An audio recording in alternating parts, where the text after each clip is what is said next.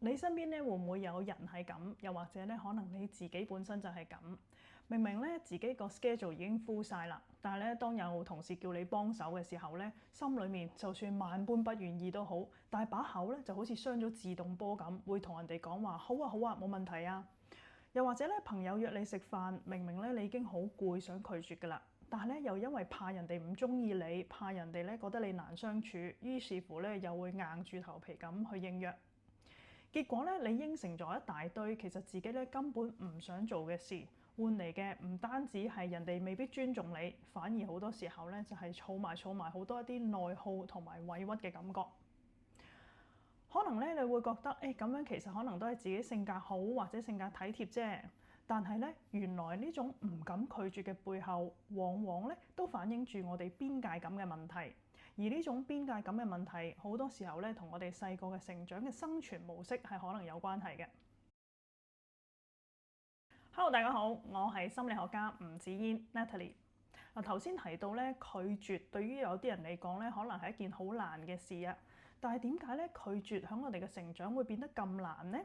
呢個咧可能係一個童年嘅生存模式，因為咧我哋喺成長嘅時候學識咗拒絕嘅話咧，就等於帶嚟危險啦。原來好多唔敢對人哋 say no 嘅人咧，佢成長可能都會有啲類似嘅經驗嘅。例如話咧，當可能你會對阿爸阿媽 say no 啊，又或者咧可能對佢哋持相反意見嘅時候咧，換嚟嘅就當然唔係細心聆聽或者理解啦，而係咧阿爸阿媽可能會對你發脾氣啊，或者用冷暴力啊，甚至乎咧可能會換嚟一句你咁唔聽話，我唔要你嘅。嗱，喺呢種成長嘅環境之後咧，大腦就會建立咗一種嘅心理連結，覺得咧只要我對人 say no 咧，我就會俾人唔中意，又或者俾人拋棄㗎啦。所以大個嘅時候咧，每當自己想開口 say no 或者持相反嘅意見咧，內心嗰個咁嘅習慣就會好似風濕發作咁樣啦。我哋咧會即刻拉起警報啦，就會覺得咧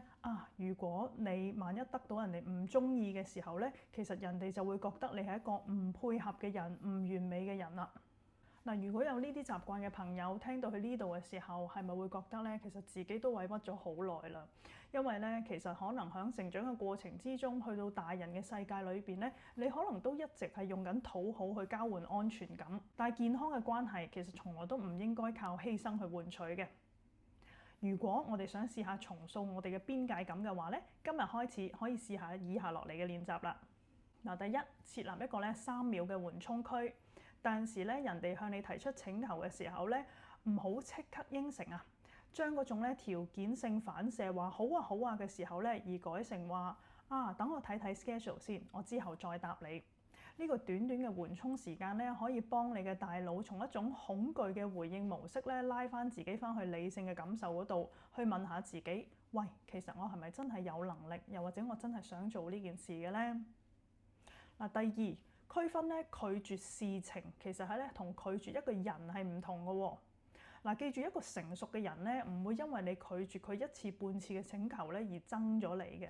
如果一個人係因為你講咗一句 no 而就對你擺面色嘅話咧，其實證明嗰個關係咧係有少少病態嘅，因為對方咧都可能利用佢嘅面色咧，透過情緒勒索去換取你嘅 yes。所以咧，呢啲情況底下，佢愛嘅唔係你個人啊，只係因為你夠好用或者夠聽話咋。但係時咧，當你留意到自己喺度勉強咁 say 緊 yes 嘅時候，其實你嘅心裏面咧都係同自己 say 緊 no 嘅。由今日開始咧，學識將溫柔同埋底線留俾自己。你唔需要永遠做一個好人，但係咧，你必須要做一個有邊界嘅人去保護自己。如果你中意呢條短片，請你 like、comment 或者 share 同埋 subscribe 我嘅 channel。下次再見，拜拜。